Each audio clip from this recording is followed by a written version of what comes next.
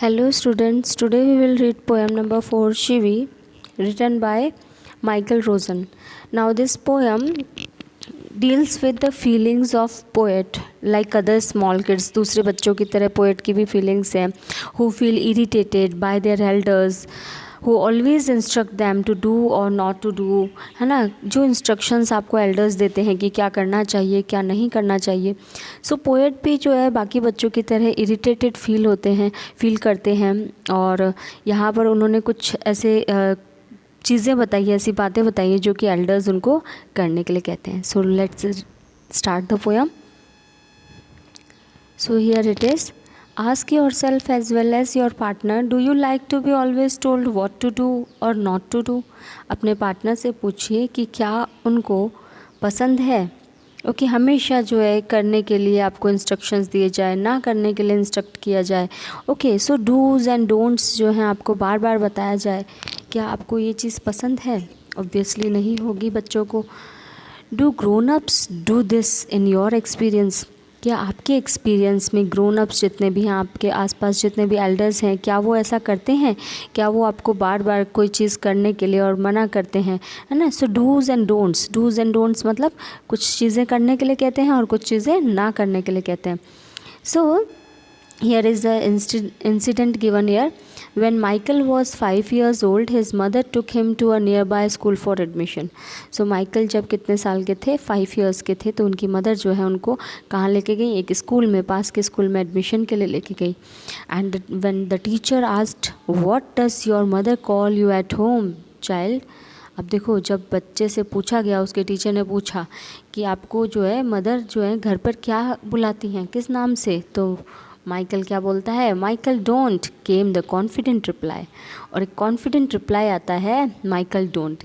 It means Michael को हमेशा जो है चीज़ें ना करने के लिए कहा जाता है. ओके सो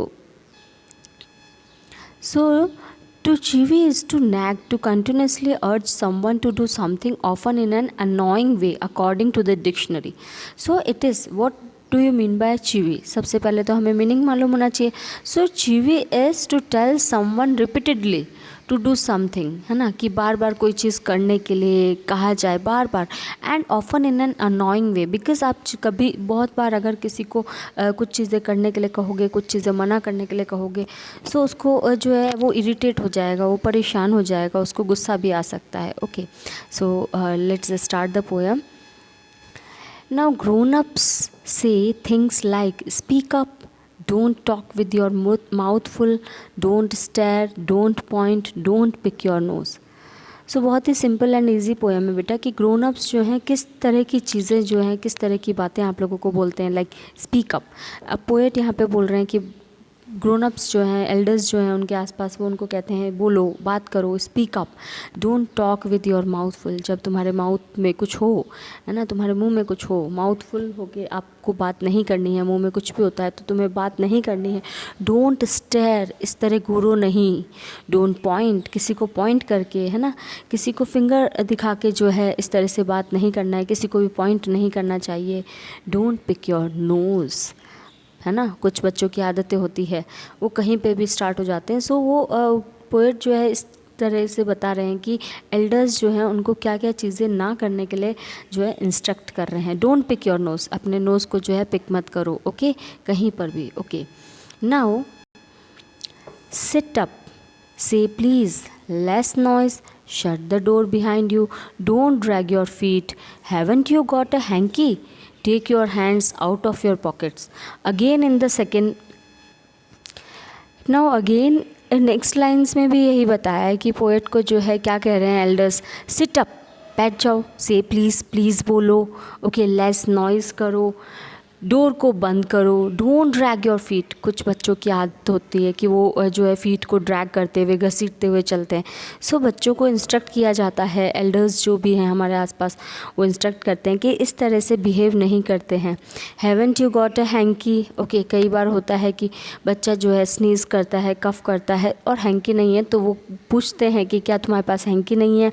ओके या फिर हैंकी की जब नीड होती है ना, because hanky is very useful. आप किसी भी चीज़ को साफ़ करने के लिए हैंकी। सो वो एक क्वेश्चन करते हैं कि क्या तुम्हारे पास हैंकी नहीं है, take your hands out of your pockets, अपनी पॉकेट से जो है हैंड्स को बाहर निकाल के फिर बात करो। सो ये कुछ जो बातें हैं, कुछ लिस्ट यहाँ पर गिवन है जो कि पोएट के अकॉर्डिंग जो एल्डर्स हैं, जो ग्रोन अप्स हैं, उनको इंस्ट्रक्ट करते हैं करने के लिए और ना करने के लिए। Pull your socks up, stand up straight, say thank you, don't interrupt. No one thinks you are funny. Take your elbows off the table. Now again same, क्या इंस्ट्रक्शंस मिल रहे हैं? पुल योर सॉक्स अप, अपने socks जो हैं ऊपर की तरफ खींचो, सीधे खड़े रहो, स्टैंड अप स्ट्रेट, से थैंक यू, बिकॉज़ ये एक जो है मैनर्स हैं, बच्चों को जो है सिखाया जाता है टू से थैंक यू।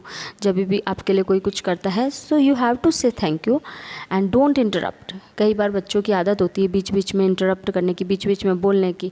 सो उनको इंस्ट्रक्ट किया जाता है not to interrupt. No one thinks you are funny, take your elbows off the table. कई बच्चों की हैबिट होती है, ओके कई बार ऐसा बोला जाता है कि कोई नहीं सोच रहा है कि तुम जो है फ़नी लग रहे हो। ओके कुछ ऐसे जो है बच्चे जो होते हैं वो इस तरह से बिहेव करते हैं कि उनको लगता है कि हम फ़नी लग रहे हैं, बट वो क्या होता है कि फ़नी नहीं लगते हैं और एल्डर्स कहते हैं तुम फ़नी नहीं लग रहे हो, क्या लग रहे हो, you are looking like a foolish. Okay and take your elbows off the table. कुछ बच्चों की हैबिट होती है कि एल्बोज़ जो हैं उनको रख के जो है टेबल पे इस तरह से बैठते हैं। सो ये भी एक जो है गुड मैनर नहीं है, और एल्डर्स जितने भी हैं या ग्रोन अप्स हैं वो इंस्ट्रक्ट करते हैं इस तरह जो है आपको नहीं करना है। Now in the concluding couplet, okay, concluding lines, can't you make your own mind up about anything?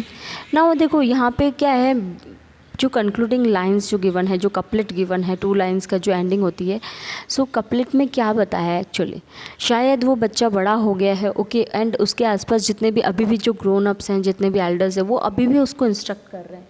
और इस बार किस बारे में इंस्ट्रक्ट कर रहे हैं कि क्या तुम अपने आप से, अपने माइंड से कोई भी काम नहीं कर सकते हो।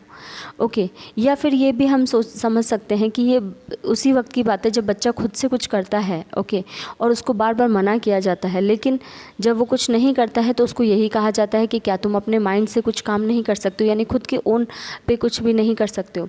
बट जब बच्चे को इंस्ट्रक्ट किया जा रहा है, उसका सारा टाइम जो है उसी इंस्ट्रक्शंस पे बेस्ड है, उसका हर काम जो है उस इंस्ट्रक्शन को लेकर ही है, तो फिर वो खुद के ये एक आयरनी है यहाँ पर। ये बताया गया है कि जो एल्डर्स हैं वो हर चीज़ में उनको क्या करते हैं, इंस्ट्रक्ट करते रहते हैं।